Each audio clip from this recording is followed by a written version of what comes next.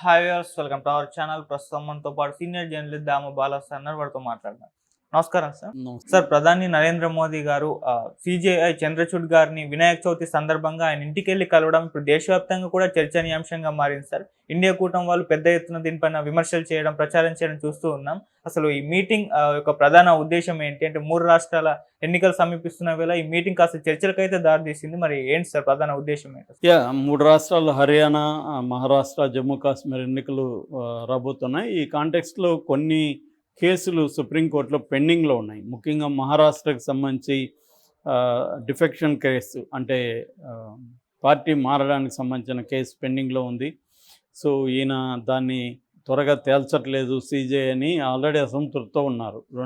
చాలా కాలమైనా కూడా పోస్ట్పోన్ చేస్తూనే ఉన్నాడు, తేల్చట్లేదు అని సిజే మీద అసంతృప్తి ఆల్రెడీ శివసేన, ఎన్సిపి దీంట్లో ఉన్నారనమాట. ఇప్పుడు మొన్న ఏం జరిగిందంటే, సిజేఐ ఇంట్లో గౌరీ గణేష్ పూజ చేశారు, గణపతి దీనికి సందర్భంగా చేసినప్పుడు ఆయన ప్రధానమంత్రిని ఆహ్వానించాడని ప్రధానమంత్రి ఆయన ఇంటికి వెళ్ళాడు. వెళ్ళిన వాళ్ళు మామూలుగా పూజలకి వెళ్తే తప్పు కాదు, కానీ ప్రధానమంత్రి ఏం చేశాడు, కెమెరాలు తీసుకెళ్ళి 3 కెమెరా సెటప్ చేశారు. క్లియర్గా వీడియో చూసినా కూడా అర్థమవుతుంది.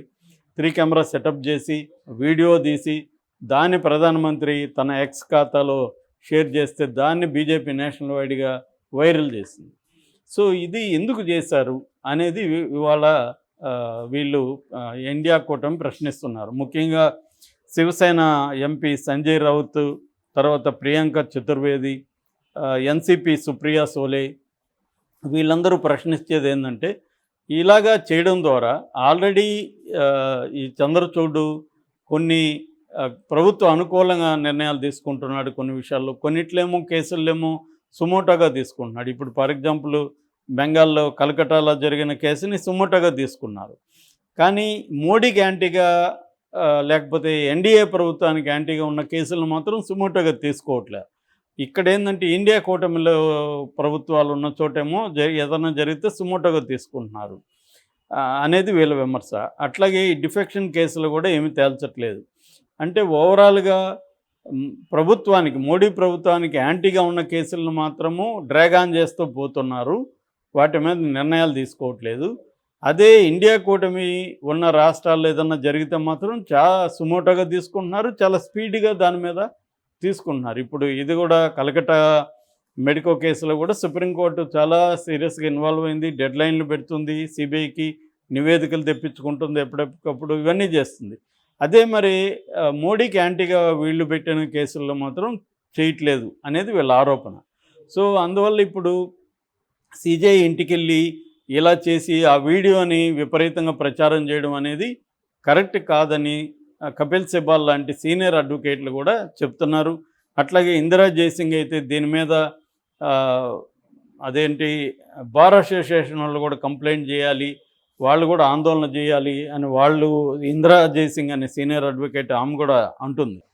అంటే ఒక ఎగ్జిక్యూటివ్కి జ్యుడిషియరీకి మధ్య దూరం ఉండాలి. ప్రైవేట్ ఫంక్షన్లకి వస్తారు, లేదా పబ్లిక్ ఫంక్షన్లలో అనుకోకుండా కలుస్తారు, అంతవరకు ఆమోదనీయమే. కానీ దాన్ని కావాలనే ప్రచారం చేసుకోవడం, బీజేపీ ఎందుకు ప్రచారం చేసుకుంటుంది? సిజేఐతో వాళ్ళ ఇంటికి వెళ్ళడం ఒక ప్రైవేటు కార్యక్రమం. ఆయన ఏదో పూజ చేశారు వాళ్ళ ఇంట్లో, ఈయనేదో వెళ్ళారు, ఓకే.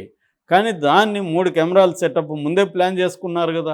3 కెమెరాల సెటప్ తీసుకెళ్ళి దాన్ని వీడియో షూట్ చేసి దాన్ని ప్రచారం చేసుకోవడం దేనికి ఈ పనికి వస్తుంది అనేది ఇప్పుడు. అందువల్ల సిజేఐ ఈ చంద్రచూడ్ మీద, సిజేఐ మీద డౌట్లు వస్తున్నాయి మాకు అనేది వీళ్ళు మాట్లాడుతున్నారు. దీనికి బీజేపీ కౌంటర్ ఇస్తుంది. దీనికి ఏం చెప్తుందంటే, బీజేపీ తిలక్, లోకమాన్య బాలగంగాధర్ తిలక్ 1893లో గణేష్ ఈ ఫెస్టివల్ని అప్పట్లో స్వాతంత్రంలో భావాల్ని రేకెత్తించడం కోసం మతాన్ని, హిందూ మతాన్ని ఆయన వాడుకున్నాడు. అందులో భాగంగానే గణేష్ చతుర్థిని వాడుకొని దాని చుట్టూ యూత్ని ఆర్గనైజ్ చేయడం కోసం, ప్రజలను ఆర్గనైజ్ చేయడం కోసం ఈ ఫెస్టివల్ని ఆయన తీసుకొచ్చాడు.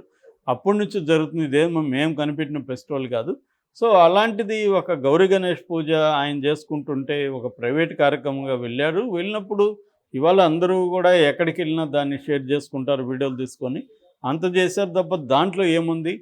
రెండోది మీ యూపీఏ కాంగ్రెస్ ప్రభుత్వం ఉన్నప్పుడు మన్మోహన్ సింగ్ తన ఇంట్లో ఇఫ్తార్ విందిస్తే అప్పుడు సిజేఐ బాలకృష్ణ వెళ్ళలేదా అనేది వీళ్ళు కౌంటర్ ఇస్తున్నారు. సో ఇక్కడ ఏంటంటే సిజేఐ ఇంటికి మోడీ వెళ్ళడం కరెక్టా కాదా అనేది ఒక చర్చ. రెండవ చర్చ, సిజేఐ పక్షపాత ధోరణితో ఉన్నాడు, ఆల్రెడీ మోడీకి యాంటీగా నిర్ణయాలు తీసుకోవడం కానీ కేసుల్ని త్వరగా పరిష్కరించడం చేయట్లేదు. అదే మోడీకి ప్రోగా ఇండియా కూటమికి యాంటీగా ఉన్న వాటిని మాత్రం చాలా చొరవ చూపిస్తున్నాడు. కొన్నిట్లో ఎవరు పిటిషన్ లేకపోయినా సుమోటోగా తీసుకుంటున్నాడు. కాబట్టి సిజేఐ మీదనే మాకు అనుమానాలు ఉన్నాయి అన్న ఈ ధోరణితో ఇండియా కూటమి వాళ్ళు మాట్లాడుతున్నారు. రెండోది, బీజేపీ వాదనకి కూడా వీళ్ళు ఏకీభవించట్ల. ఆ మన్మోహన్ సింగ్కి దీనికి వెళ్ళినప్పుడు కూడా ఆయన ప్రైవేటు దీనికి మాత్రమే వెళ్ళాడు తప్ప దాన్ని బాలకృష్ణన్ కానీ మన్మోహన్ సింగ్ కానీ ప్రచారం చేసుకోలేదు. మేము కాంగ్రెస్ ప్రచారం చేయలేదు, మీరు ఇప్పుడు ఎందుకు దీన్ని ప్రచారం చేస్తున్నారు అనేది వీళ్ళు ప్రశ్నిస్తున్నారు. మామూలుగా మనకు తెలుసు, మోడీ ఎక్కడికి పోయినా ఆయన రాజకీయ ఆలోచన లేకుండా ఉండదు. ప్రతి పని ఆయన రాజకీయంగానే ఆలోచిస్తాడు. ఆయనే కాదు, ఏ స్థాయిలో రాజకీయ నాయకులందరూ చేసే ప్రతి పని కూడా మనకు ఉపయోగం ఉంటుందా. ఈరోజు మనం ఛానళ్ళకు ఎవరినైనా రాజకీయ నాయకుని పిలుస్తామనుకో, మన ఛానల్కి రావడం వల్ల ఆయన కెరీర్కో ఆయనకో ఉపయోగం ఉంటుంది అనుకుంటేనే వస్తాడు తప్ప మన కోసమే రాడు కదా. ఆయన రాజకీయ నాయకులు ఎవరైనా అదే చేస్తారు.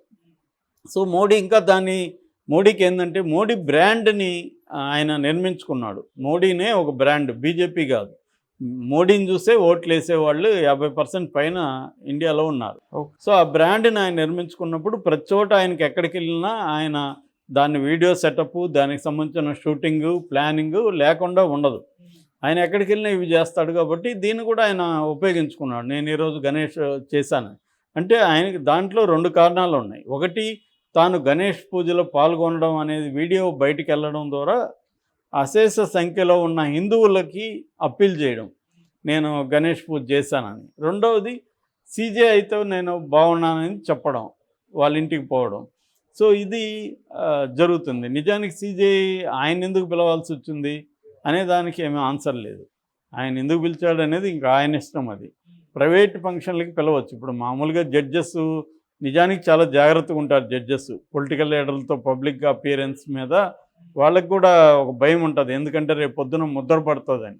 అందుకని వాళ్ళు పబ్లిక్ అపియరెన్స్కి ఇష్టపడరు చాలామంది జడ్జెస్. ప్రైవేట్ ఫంక్షన్లకు వెళ్ళినా ఆ ఫోటోలు కానీ వీడియోలు కానీ బయటికి రాకుండా చూసుకోవడానికి వాళ్ళు ట్రై చేస్తారు. ఇప్పుడు రామోజీరావు మీద కూడా ఇలాగే విమర్శలు వచ్చింది. రామోజీరావు కేసులు హైకోర్టులో ఉంటాయి. హైకోర్టు జడ్జెస్ చాలామంది, దాదాపు 15 మెంబర్స్ ఎంతో రామోజీరావు మనవరాలు పెళ్ళికి అటెండ్ అయ్యారు. మరి ఎలా అటెండ్ అవుతారు? రామోజీరావు కేసులు మీరు ఎలా డీల్ చేస్తారు నిష్పక్షపాతంగా? ఆయన పెళ్ళికి వెళ్ళి ఆయన గిఫ్ట్లు తీసుకొని వస్తాయి అన్న విమర్శలు కూడా అప్పుడు వచ్చాయి. ఇవి జరుగుతుంటాయి. కాకపోతే వీళ్ళు కూడా ట్రై చేస్తుంటారు. ఇప్పుడు రామోజీరావు లాంటి వాళ్ళు కావచ్చు, చంద్రబాబు, ఇక్కడ కేసీఆర్, జగన్, ఇలా అధికారంలో ఉన్నవాళ్ళు జడ్జిల్ని ప్రసన్నం చేసుకోవడం ట్రై చేస్తుంటారు. ఆ మధ్య కూడా జగన్కి సంబంధించిన ధర్మారెడ్డి లాంటి వాళ్ళు ఒక జడ్జికి కాస్ట్లీ వాచ్ గిఫ్ట్ కూడా ట్రై చేశారని ఒక వార్త తెలుగుదేశం వాళ్ళు చేశారు. అట్లాగే చంద్రబాబు అమరావతిలో కూడా వాళ్ళకి జడ్జెస్కి ల్యాండ్ ఇచ్చారని ఈ విషయాన్ని జగనే ఓపెన్గా జస్టిస్ రమణ మీద కంప్లైంట్ ఇచ్చాడు అప్పట్లో. సో ఇలాగ జడ్జెస్ మీద రకరకాల కంప్లైంట్. అదే రమణకి ఇక్కడ కేసీఆర్ అప్పనంగా ఒక ప్రైవేటు సంస్థ ఆయన స్థాపిస్తే ఆర్బిట్రేషను, దానికి ఈయన కొన్ని లక్షల కొన్ని కోట్ల విలువ చేసే బిల్డింగ్ స్పేస్ని ఫ్రీగా ఇచ్చాడు అన్న విమర్శలు కూడా కేసీఆర్ మీద, జస్టిస్ రమణ మీద అప్పుడు వచ్చాయి. ఇలాగ జడ్జెస్ మీద, జడ్జెస్ పిల్లల వ్యాపారాలు, దానికి సంబంధించిన ప్రభుత్వాలు హెల్ప్ చేయడం, ఇవి కొన్ని చోట్ల వస్తున్నాయి. సో అవి లేదని చెప్పలేం. అయితే నిజంగా ఇప్పుడు నిజానికి చీఫ్ జస్టిస్ మీద ఇప్పటి వరకు బీజేపీ వాళ్ళు కూడా ఎక్కువ విమర్శలు చేశారు. ఆయన చాలా విషయాల్లో ప్రభుత్వానికి వ్యతిరేకమైన తీర్పులు కూడా ఇస్తున్నారని కూడా విమర్శలు గతంలో కూడా వచ్చాయి. ఎందుకంటే ఆయన అనేక ల్యాండ్ మార్క్ కేసులు టేకప్ చేశాడు. నిజానికి ఆయన చాలా ర్యాడికల్గా ఆలోచించడం, ప్రజల దగ్గరికి న్యాయాన్ని ఎలా తీసుకెళ్ళాలి, జస్టిస్ని ఎలా తీసుకెళ్ళాలి అని ఆలోచించడం, స్పీడీ జస్టిస్ని ఎలా తీసుకెళ్ళాలని ఆలోచించి ఇవన్నీ చేశాడు. అట్లాగే ట్రాన్స్జెండర్స్ విషయంలో, తర్వాత లైంగిక సంబంధాల విషయంలో కూడా ఆయన రాడికల్ తీర్పులు ఇచ్చాడు. దాని మీద కూడా బీజేపీ కూడా అసంతృప్తి వ్యక్తం చేసింది. ఇప్పుడేమో ఈ వివాదం నెలకొనింది. ఇది ముందుకు ఎలా వెళ్తుందనే చూడాలి. ప్రధానంగా వీళ్ళ అబ్జెక్షన్ అయితే ఆయన ప్రైవేట్ కార్యక్రమంగా చేస్తుంటే వీళ్ళకి పెద్ద అబ్జెక్షన్ ఉండేది కాదు. ఆయన దాన్ని పబ్లిక్గా వీడియో ముందే కెమెరాలు ఫిక్స్ చేసుకొని 3 కెమెరా సెటప్ చేయించి దాన్ని లైటింగ్ చేయించి వీడియో తీసి దాన్ని ప్రచారం చేసుకోవడం పట్ల వీళ్ళకి అబ్జెక్షను. ఇలా జరుగుతున్నప్పుడు